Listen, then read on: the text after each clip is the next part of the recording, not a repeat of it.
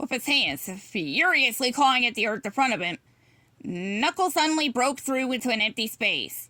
He tumbled forward in an empty windless hole and landed in the middle of a pitch-black tunnel.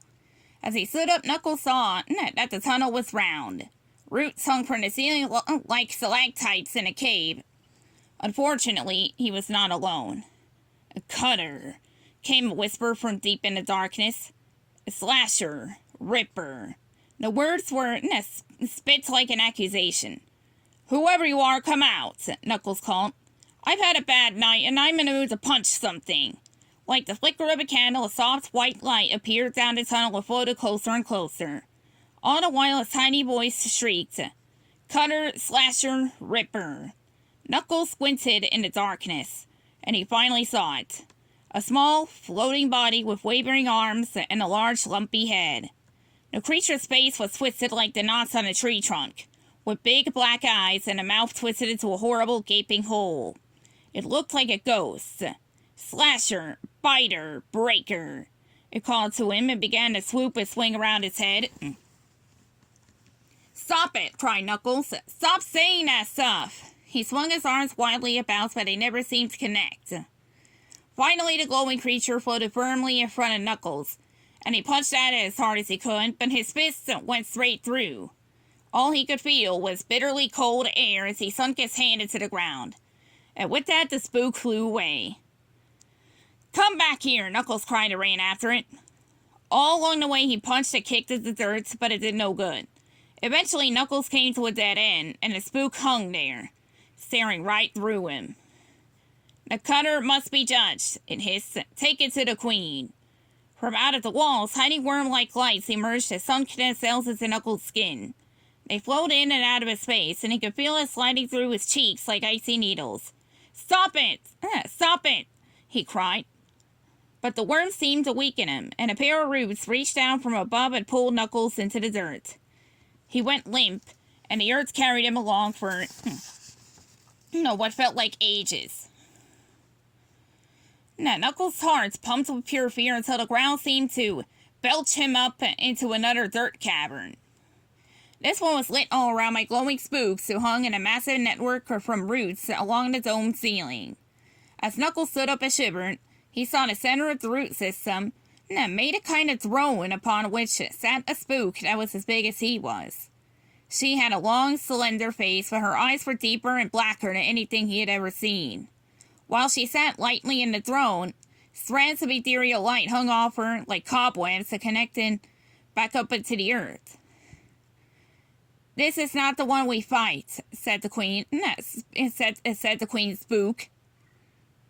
"You got that right. It's Eggman you want. But," said the Queen, "this one does not respect our kind." "What do you mean?" Knuckles said. She floated down to his level, the strands of her body stretching all the way back to the throne. Then the Queen reached out and plunged her ghostly fist straight into Knuckles' heart.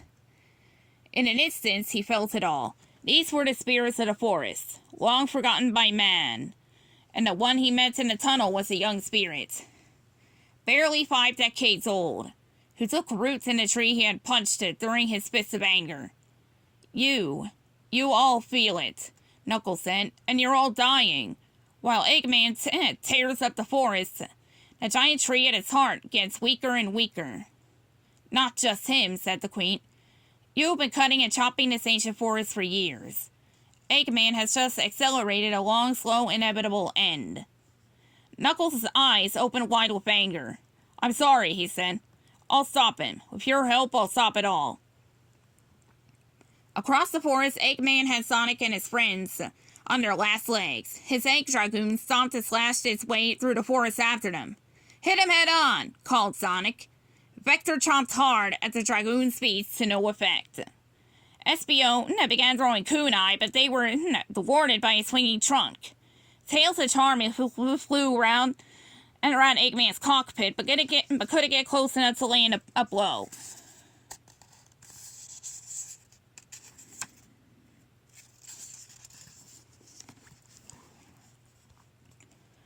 "The forest can't take much more of this," called Vector. "And neither can we." "Give up, you weak little beasties," cried Eggman with a maniacal grin. "Nothing can get in my way now." In the distance, Sonic could see a giant ancient tree rise above their heads.